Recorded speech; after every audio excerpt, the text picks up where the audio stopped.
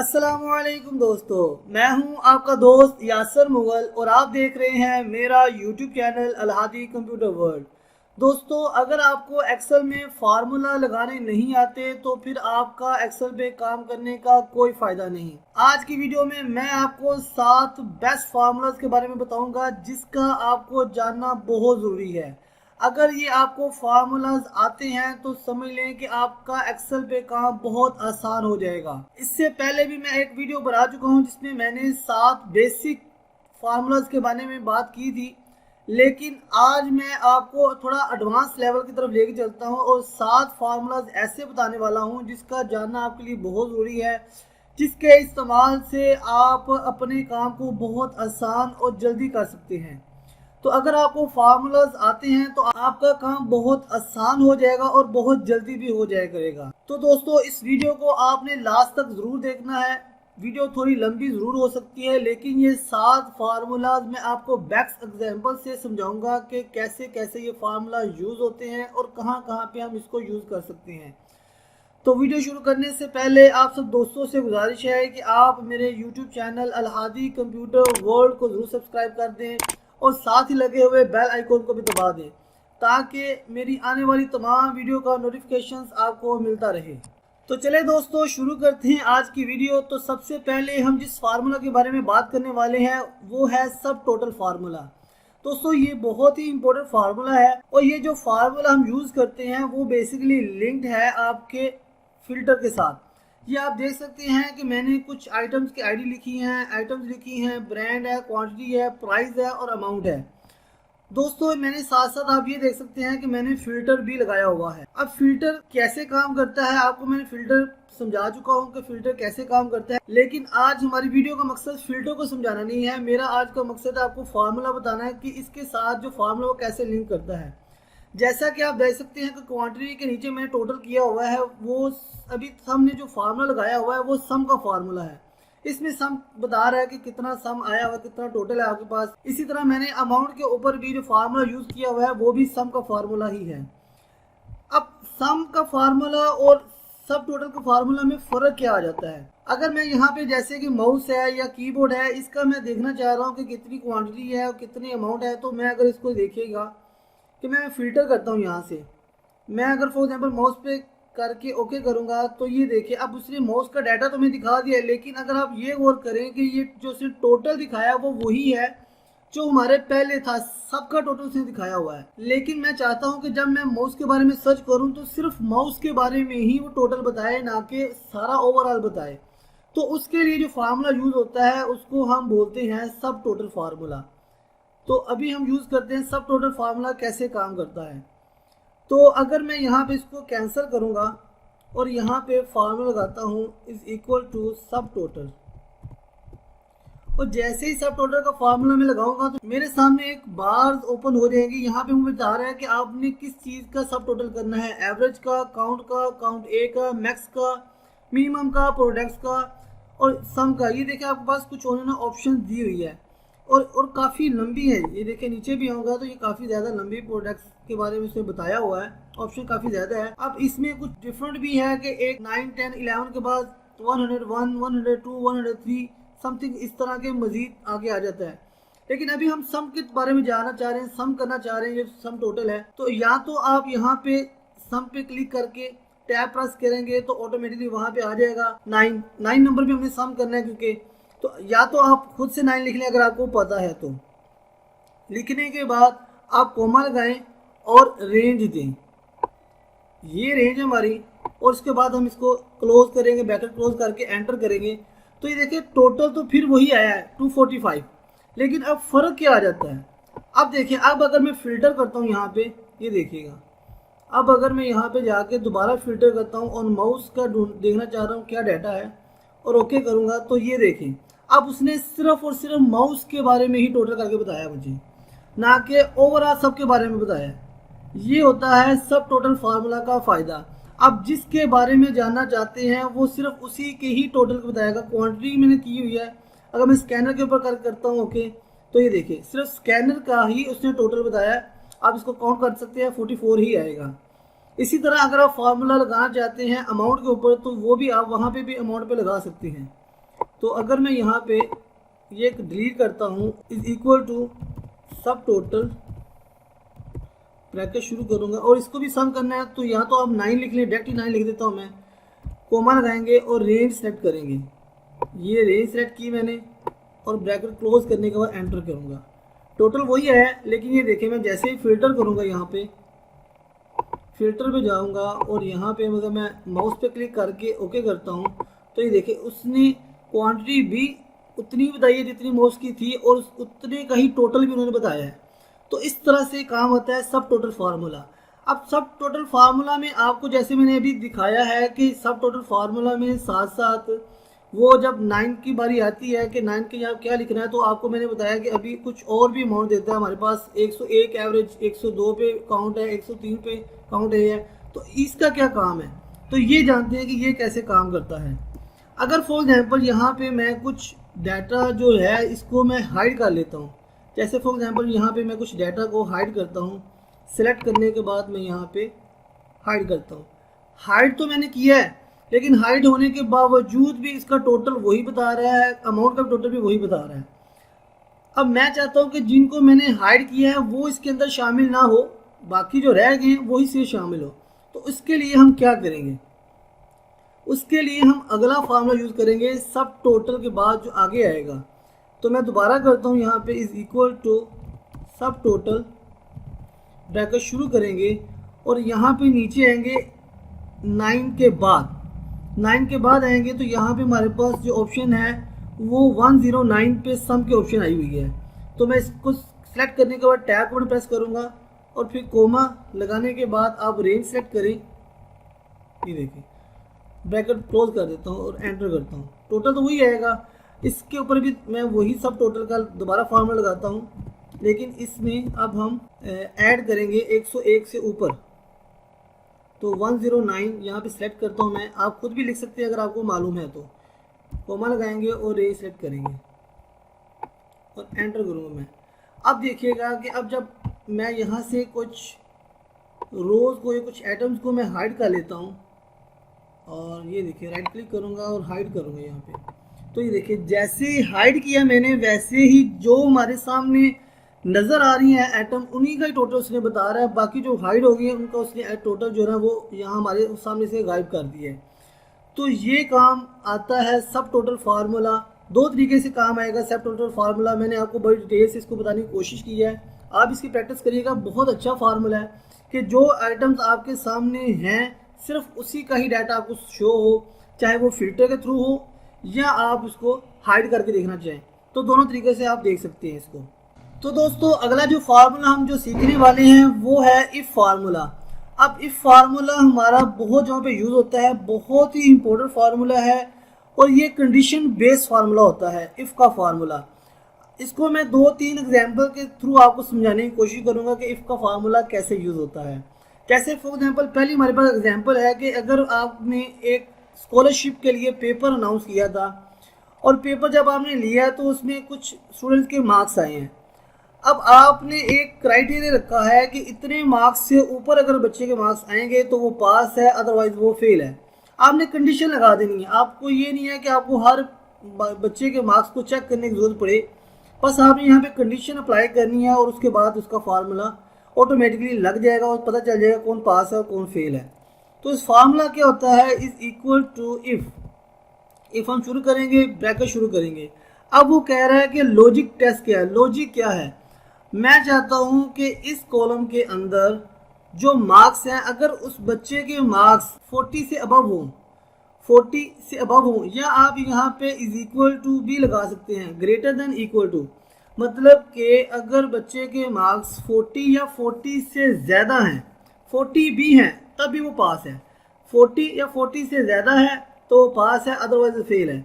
तो हमने कंडीशन लगाई है उसको कि अगर स्कॉलरशिप के नंबर्स में अगर बच्चे के मार्क्स जो 40 या 40 से अबव है तो वो पास है, अदरवाइज फेल है।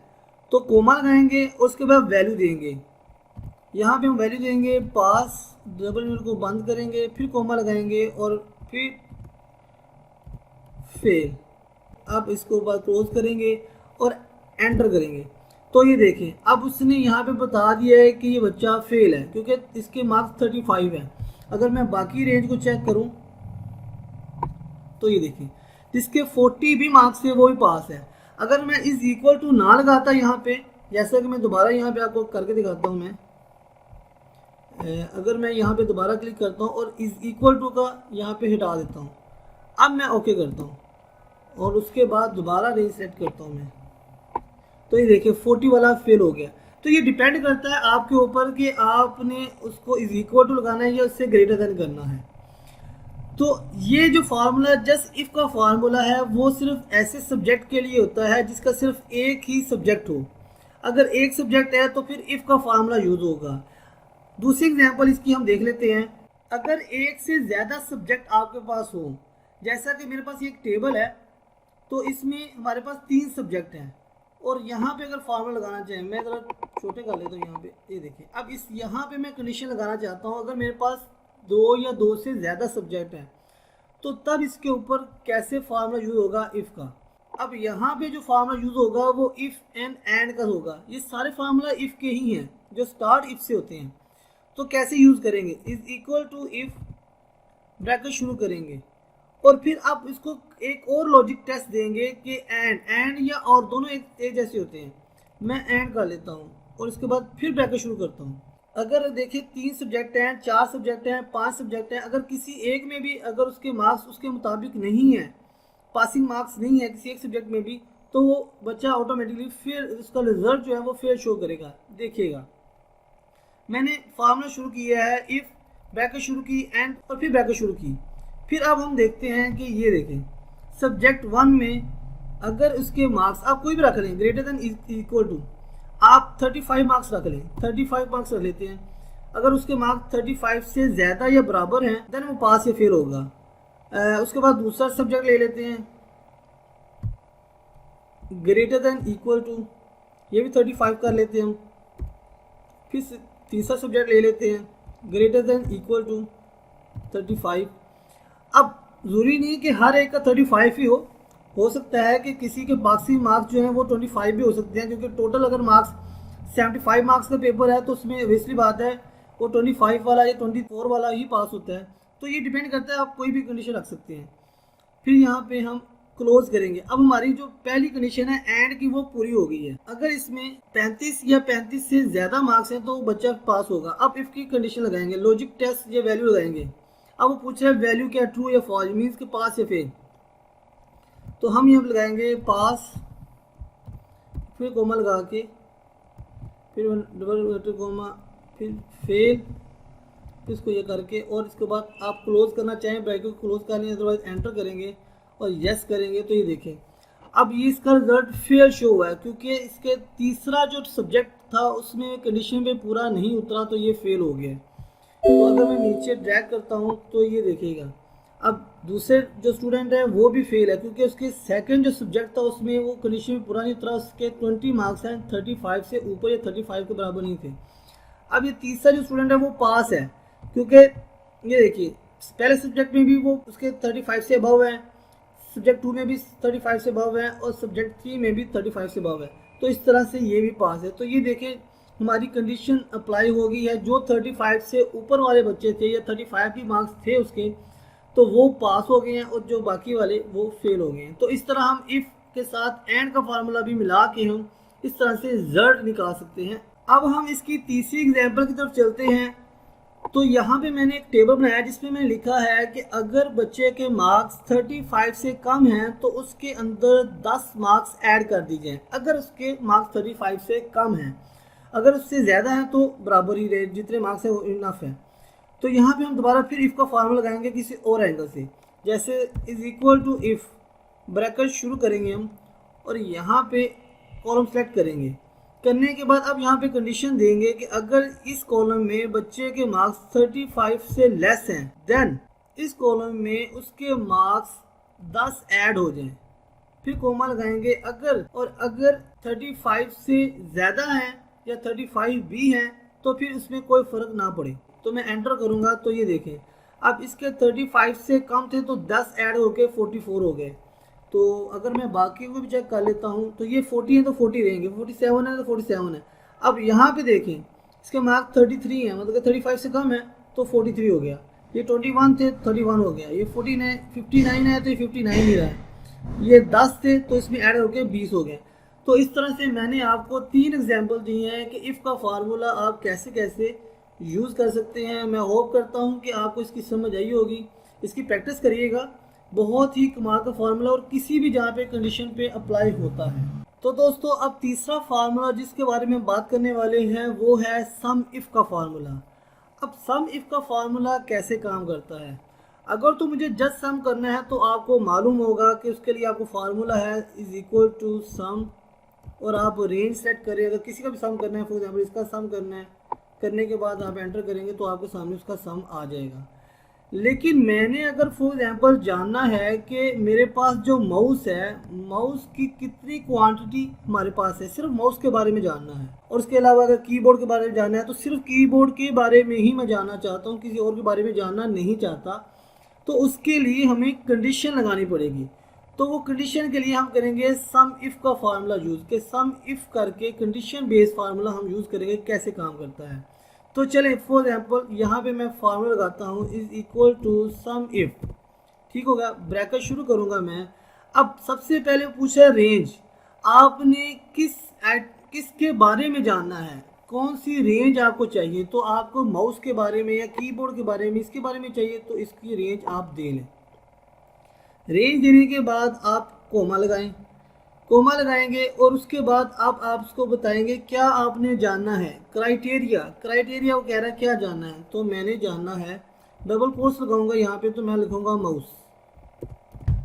माउस लिख दिया, फिर कोमा लगाऊंगा। अब माउस की आपने कहाँ पे क्वांटिटी देखनी है या क्या आपने वैल्यू देखना चाह रहे हैं, तो उस रेंज को मैं सेलेक्ट करूँगा।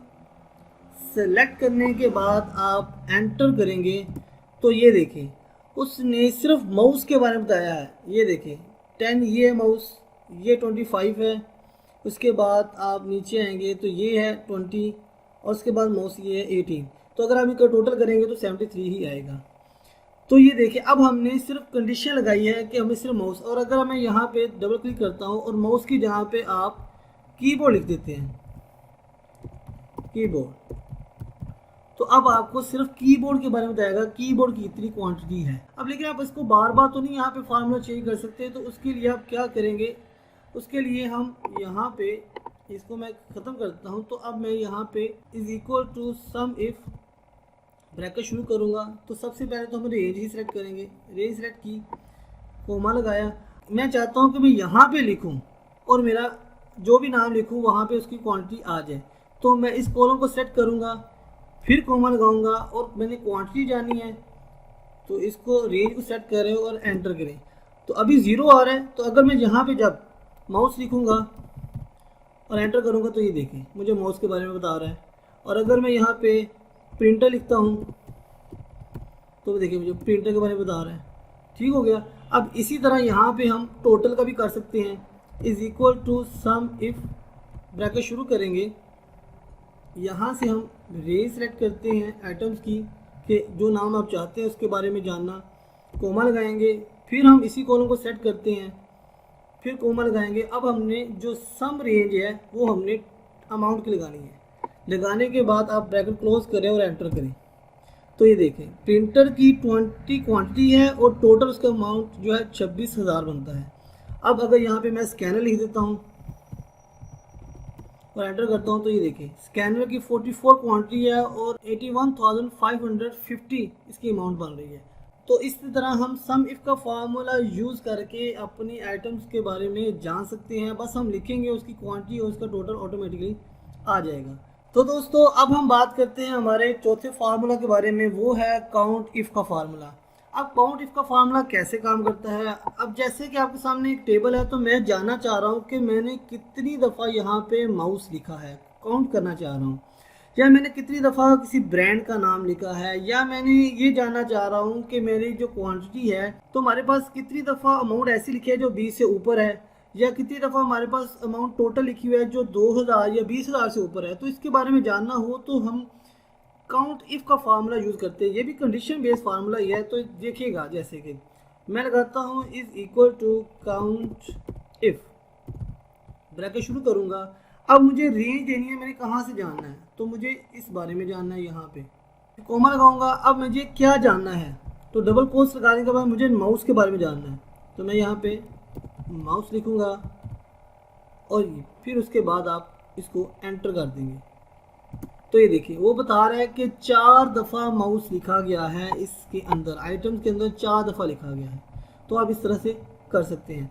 अगर इसी तरह मैं किसी और के बारे में जानना चाहता हूं तो आप यहां पे कीबोर्ड लिख के देख लें। अभी ये डाटा बिल्कुल छोटा सा है इसलिए आपको आसानी से पढ़ सकते हैं, लेकिन आपके पास डाटा बहुत ज़्यादा हो तो ये देखिए अब कीबोर्ड की स्पेलिंग में भी मैंने गलत लिखी है इसलिए उन्होंने डाटा शो नहीं किया। तो मैं यहाँ पे अगर कीबोर्ड अब बता रहा है 3 दफ़ा कीबोर्ड यहाँ पे लिखा गया है। अब अगर आपको बार बार लिखना पड़ता है तो आप सेम किसी और जहाँ पे आप इसको दे सकते हैं, इसकी रेंज दे सकते हैं। जैसे कि मैंने इसको चेक करना है और मैं यहाँ पे लिखूँ तो वो आ जाए और उसके बाद मैं एंटर करता हूँ।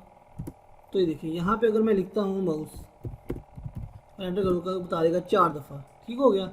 तो इसी तरह अगर आप यहाँ पे लगाना चाहते हैं, आप देखना चाहते हैं कि 20 से ऊपर अगर जितनी भी अमाउंट है उसके बारे में जानना है कितनी अमाउंट है, तो फिर हम वही फार्मूला लगाएंगे काउंट इफ़, ब्रैकेट शुरू करेंगे, रेंज देंगे हम यहाँ पे रेंज दी, फिर हम कोमा लगाएंगे और फिर डबल कोट्स और ग्रेटर देन किससे ऊपर चाहिए आपको जानना, 20 से ऊपर, और फिर इस तरह हम इसको एंटर करेंगे। तो ये बता रहा है कि 20 से ऊपर जो अमाउंट है वो 4 है, जैसे कि 25 है, 29 है, 30 है और यहाँ पे 25 है। तो 20 से ऊपर जो अमाउंट है वो 4 दफ़ा है। इसी तरह अगर हम यहाँ पे अमाउंट के बारे में जानना चाहते हैं तो सेम एटीज है, कोई मुश्किल काम नहीं। आप यहाँ पे दोबारा फिर से काउंट इफ़ का फार्मूला लगाएंगे, यहाँ पे रेंज सेट करेंगे और सेम एटीज कोमा लगाने के बाद डबल कोट्स और इसको बताएंगे ग्रेटर देन 2000 से ऊपर जो है, 2000 तो कम है मेरे ख्याल से, यहाँ पे हम 10,000 लगा लेते हैं। 10,000 से ऊपर जो अमाउंट है वो जाननी हमने। तो देखिए 6 दफ़ा मैंने लिखा हुआ है जो 10,000 से ऊपर है। तो इस तरह से दोस्तों कितनी आसानी से हमने काउंट इफ़ का फार्मूला, बहुत सिंपल सा फार्मूला है, आसानी से हमें पता चल जाएगा कि हमने कोई भी आइटम्स है, कोई भी सिटीज़ का नाम हो सकता है, प्राइस हो सकती है, कुछ भी हो सकता है, आप उसके बारे में आप जान सकते हो कितनी दफ़ा लिखा गया है। तो इस तरह से काउंट इफ़ का फार्मूला हम यूज़ करेंगे। तो दोस्तों आप चलते हैं हम अपने 5वें फार्मूले की तरफ, वो है एवरेज इफ़ का फार्मूला। ये भी सेम है जैसे हमने सम इफ़ किया है या काउंट इफ़ किया है, सेम टू सेम ही है। तो यहाँ पे जल्दी से मैं फार्मूला लगा के दिखाता हूँ कि जैसे is equal to average if, bracket शुरू करेंगे और सबसे पहले तो हम रेंज देंगे, हमने किसके बारे में जानना है, कौन सी आइटम लिखे हैं जिसके हमने एवरेज जाननी है। तो मैं यहाँ पे रेंज देता हूँ, ये रेंज देने के बाद कोमा लगाएंगे और इसको भी अगर आप यहाँ पे क्लिक कर देते हैं कि आप यहाँ पे लिखें साथ उसका आंसर आए, और उसके बाद फिर आप कोमा लगाएंगे और कह रहा है एवरेज रेंज, आपने कहाँ से एवरेज देना चाह रहे हैं, क्वांटिटी देना चाह रहे हैं, प्राइस से या अमाउंट से। तो आप किसी का भी यूज़ कर सकते हैं, जैसे कि मैं यहाँ पे क्वांटिटी कर देता हूँ। करने के बाद आप इसको एंटर करेंगे। अभी कुछ भी नहीं है क्योंकि मैं यहाँ पे कुछ लिखा नहीं है, तो मैं यहाँ पे माउस लिखता हूँ और एंटर करूँगा तो आपको ये देखिए बता रहा है कि माउस की एवरेज जो है वो 18.25% जो है ना वो एवरेज है सेल होने की, या कुछ भी आप कह सकते हैं इसको। इसके अलावा यहाँ पे अगर मैं यहाँ पे प्रिंटर लिख देता हूँ तो आपको प्रिंटर की बता देगा 20% है। इसी तरह कीबोर्ड है, तो आप कुछ भी अमाउंट यहाँ पे लिखेंगे तो आपको वो साथ साथ बताता रहेगा कितने परसेंट या कितनी एवरेज बनती है कीबोर्ड की, माउस की, स्कैनर की, प्रिंटर की। तो इस तरह से आप इसको जान सकते हैं। इसके बाद हमारे पास जो अगला 5वां फार्मूला है वो है ट्रिम का फार्मूला।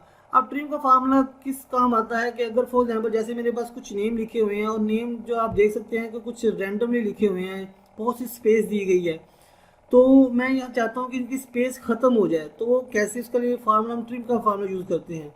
तो ये भी बहुत सिंपल सा फार्मूला है, इज़ इक्वल टू ट्रिम करेंगे, ब्रैकेट शुरू करेंगे, उसके बाद इसकी रेंज सेट करेंगे, रेंज के मतलब कि इसका कॉलम सेट करेंगे जहाँ से हमें लेना है, और इस क्लोज करने के बाद एंटर करेंगे। तो ये देखिए उसने दरमियान में से जो स्पेस थी वो ख़त्म करने के बाद आपको आपका नाम सीकर क्लिक बता दिया। इसके नीचे करेंगे तो ये देखिए बाकी के नाम जो भी हैं, जो पहले स्पेस थी या बाद में स्पेस थी, सारी स्पेस उसने ख़त्म की है और इसको बिल्कुल एक्चुअल जैसे नाम लिखा जाता है वैसे ही नाम लिख के इसको दिखा दिया है। अब बात ये आती है कि ट्रिम का फार्मूला यूज़ कहाँ पे होता है। ट्रिम का फार्मूला यूज़ होता है कि अगर आप फॉर एग्जाम्पल कोई फार्मूला लगा रहे हैं और जैसे फॉर एग्जाम्पल यहाँ पे सम का फार्मूला है, सम का फार्मूला लगाने के बाद आप जैसे कि ये है माउस है, अब यह स्कैनर लिखा हुआ है मैंने, ऑटोमेटिक स्कैनर है, तो यहाँ पे अगर मैं कोई स्पेस दे देता हूँ, तो यहाँ पे स्पेस दे देता हूँ थोड़ा बहुत, तो मैं अगर जब अब मैं यहाँ पे एंटर करूँगा तो ये देखें उसने इस स्पेस वाले को शामिल ही नहीं किया।